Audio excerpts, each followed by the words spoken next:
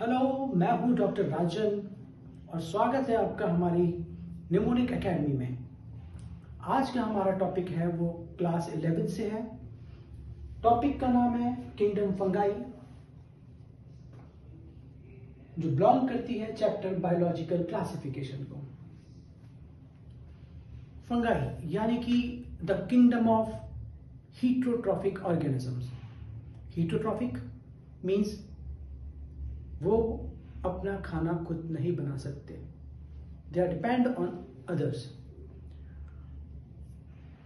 इसमें बहुत सारी चीजें आती हैं जो हमारी डे टू डे लाइफ में बहुत इंपॉर्टेंट है, जैसे हमारा यीस्ट जो कि ब्रेड फॉर्मेशन में और बियर फॉर्मेशन में यानी कि फर्मेंटेशन में काम आता है। एक एंटीबायोटिक है पेनिसिलिन, वो इसी ग्रुप को बिलोंग करती है। कुछ पैथोजेनिक होते हैं जैसे कि व्हीट रस्ट यानी कि पक्सीनिया। ब्रेड पे आप जो व्हाइट स्पॉट देखेंगे दैट इज ऑल्सो फंगस। जो फंगस है इनकी जो सेल बॉडी है दे आर मल्टी सेलुलर। इसका एक एक्सेप्शन है जो हमारे घरों में कॉमनली यूज होता है यानी कि यीस्ट। यीस्ट इज यूनिसेलुलर और बाकी सारे फंगाई जो है वो मल्टी सेलुलर है। इनकी जो बॉडीज होती है, द प्लांट बॉडी जो है, it is composed of thread like structure जिसे हम कहते हैं hyphae. The network of hyphae, hyphae मतलब ऐसे थ्रेड लाइक लंबे लंबे थ्रेड्स हैं। इनका जो नेटवर्क है that is known as mycelium. इन हाइफी के अंदर जो साइटोप्लाज्म होता है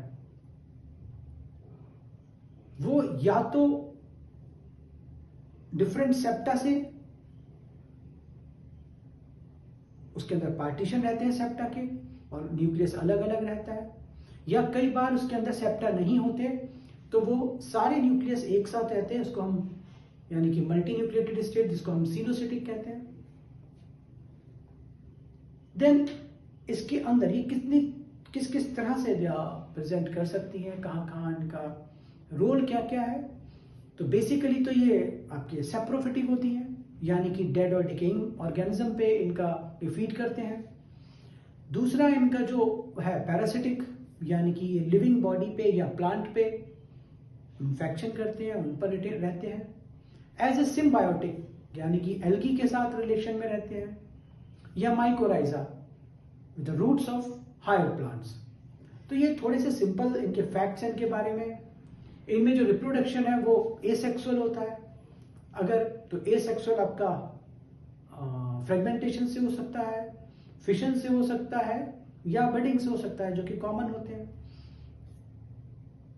ये वेजिटेटिव और एसेक्सुअल स्पोर्स जो होते हैं इसके अंदर वो हमारे कोनिडिया या स्पोरेंजियोस्पोर्स या जूस्पोर्स होते हैं।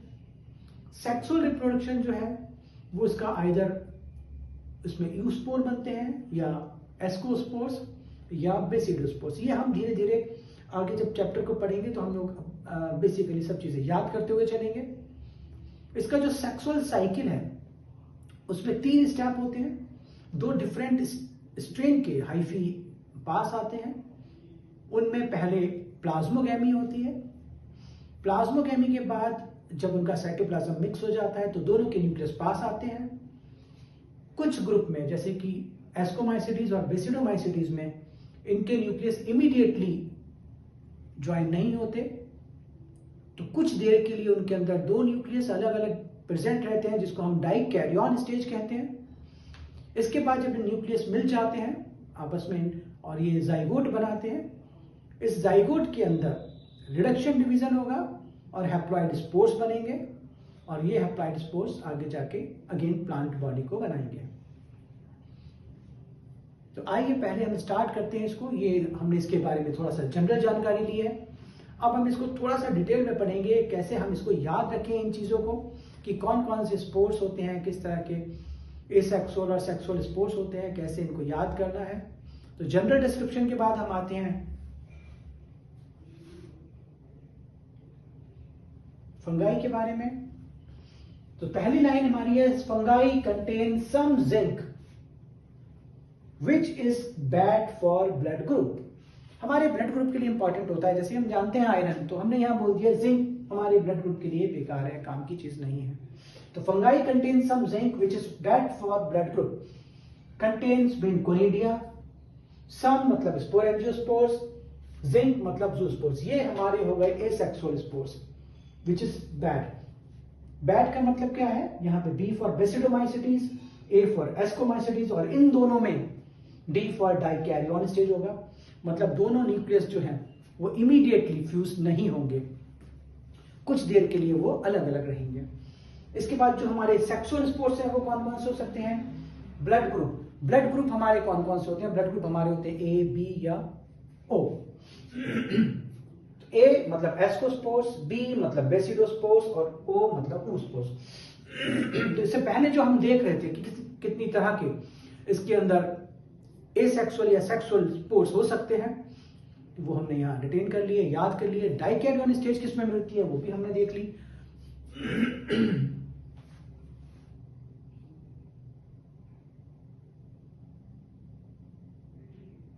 अब हम देखते हैं इसका क्लासिफिकेशन।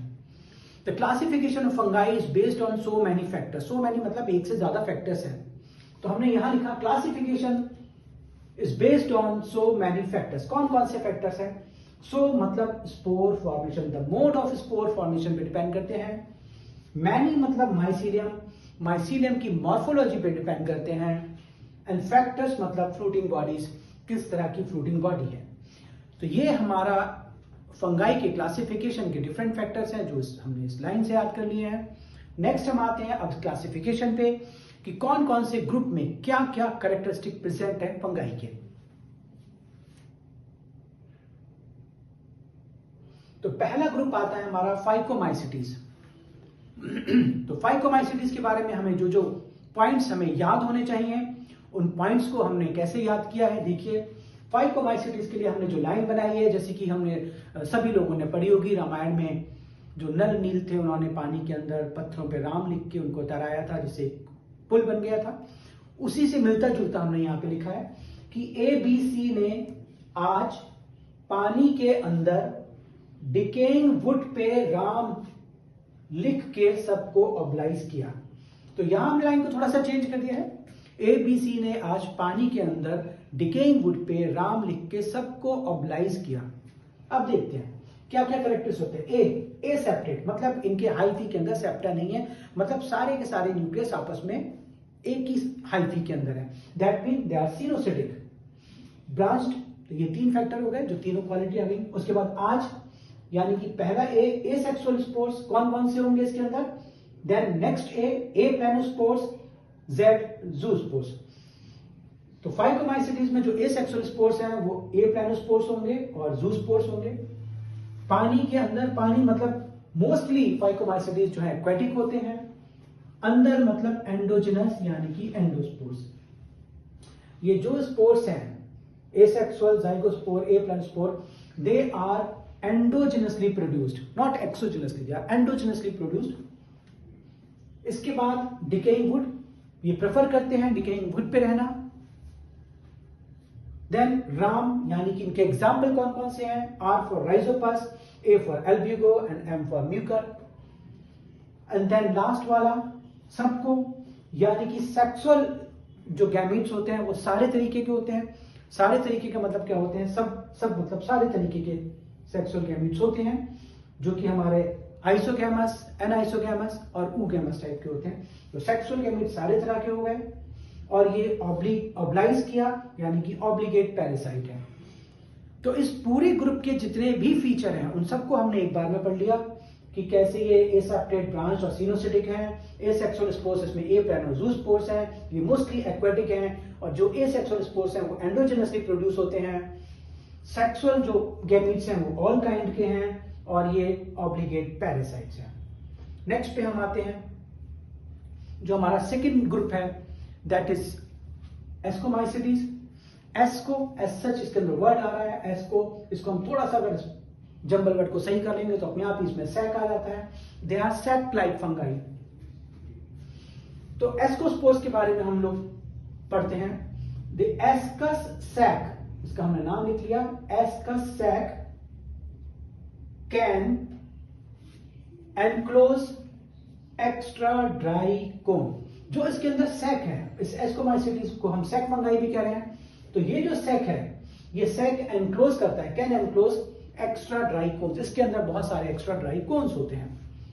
अब जब हम इसको एक्सप्लेन करेंगे तो हम इसके सारे फीचर्स को एक बार में हम याद कर लेंगे। जैसे कि एस्कस, मतलब इसमें जो स्पोर्स हैं they are known as ascospores.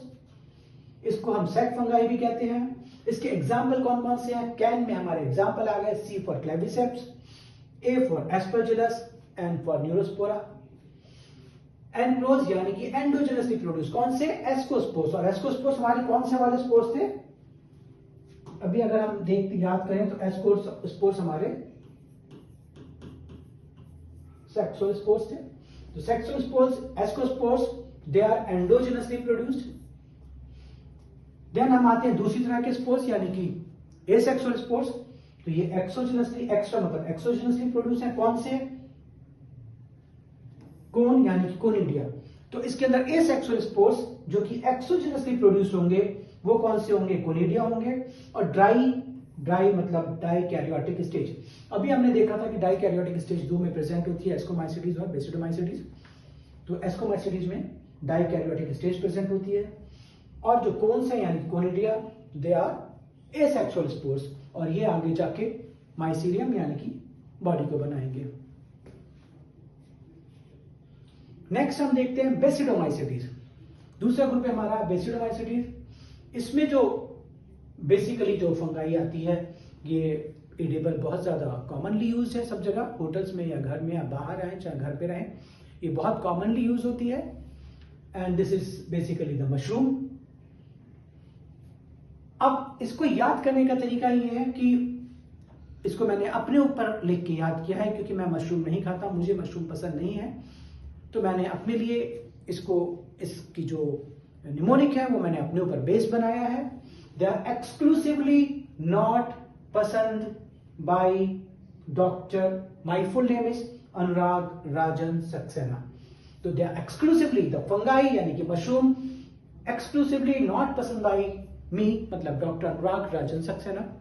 अब इसमें हम देख लेते हैं नॉट यानी कि इसके अंदर ना तो सेक्स ऑर्गन्स है, no sex organs, and no asexual spores. इसमें ना तो एसेक्सुअल स्पोर्स है और ना सेक्स ऑर्गन्स है, लेकिन इसमें जो सेक्सुअल डिवीजन होना है, जो सेक्सुअल साइकिल होना है, वो थ्रू द प्लाज्मोगैमी होना है। पसंद मतलब प्लाज्मोगैमी। तो प्लाज्मोगैमी में मतलब दो डिफरेंट स्ट्रेन के जो हाइफी हैं वो पास आएंगे और उनके अंदर प्लाज्मोगैमी होगी। देन अगेन बेसिडोमाइसिटीज है। प्लाज्मोगैमी होने के बाद दोनों न्यूक्लियस, आगे वैसे हमारे इसमें आ रहा है डॉक्टर डाइकैरियोटिक, तो डाइकैरियोटिक स्टेज इसके अंदर प्रेजेंट है, मतलब कि प्लाज्मोगैमी के बाद दोनों न्यूक्लियस इमीडिएटली यूनाइट नहीं करेंगे। देन बाई इसके अंदर जो स्पोर्स हैं, जो सेक्सुअल स्पोर्स हैं, दे आर बेसिडोस्पोर्स, और इसको एक हम और नाम से भी जानते हैं ब्रैकेट फंगाई या पफ बॉल्स। इसके एग्जाम्पल है अनुराग राजन सक्सेना मतलब एगेरिकस, रस्ट यानी कि पक्सीनिया, स्मट यानी कि स्टिलागो। अब जब ये मशरूम घर में आएगा और हम लोग को पसंद नहीं है, हम नहीं खाएंगे, तो इसको एक बॉक्स में बंद कर देंगे। बॉक्स मतलब 2 डब्बे का 2 टाइप के ढक्कन दोनों तरफ से बंद किया, then it become the bracket. तो इसको हम ब्रैकेट फंगाई भी कहते हैं या पफ बॉल भी कहते हैं। ये गोल होते हैं और इनको अगर आप छेड़ते हैं तो ये रप्चर हो जाते हैं, उनके सारे के सारे स्पोर्स डिफ्यूज हो जाते हैं, इसलिए इनको पफ बॉल्स भी बोलते हैं। दूसरा इसका हमने जहां पसंद में देखा था, इसका एक और एग्जाम्पल है पेनिसिलिन, और मशरूम तो इसका एग्जाम्पल है ही।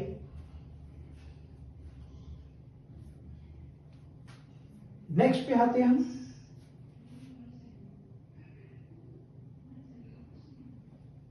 डिट्यूरोमाइसिटीज।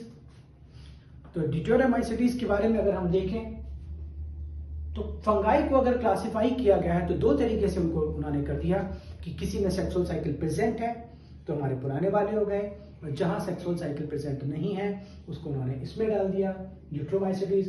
दे are imperfect class of fungi, और ये इम्परफेक्ट है इसलिए इसको कैट्स के लिए रख दिया, for my cat, my cats, my cat.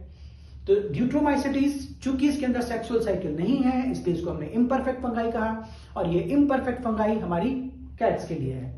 देखते हैं क्या है इसके अंदर ओनली एसेक्सुअल रिप्रोडक्शन है, इसीलिए इसको इम्परफेक्ट फंगाई कहते हैं। और वो एसेक्सुअल क्लास मतलब कोनिडिया है। माइन मतलब ये बेसिकली मिनरल साइक्लिंग में काम आते हैं, बेसिकली ये डिकम्पोजर्स हैं और ये मिनरल साइक्लिंग में काम आते हैं, इंपॉर्टेंट पॉइंट है ये। और इसके एग्जाम्पल हैं कैट यानी कि कलेक्टोट्राइकम, अल्टरनेरिया एंड ट्राइकोडर्मा। तो ये ल्यूट्रोमाइसिटीज के बारे में हो गया।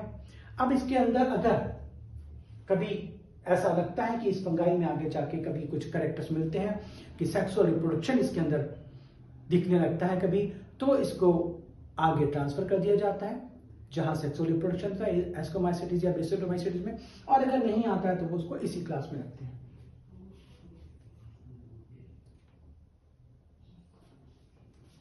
And that's over.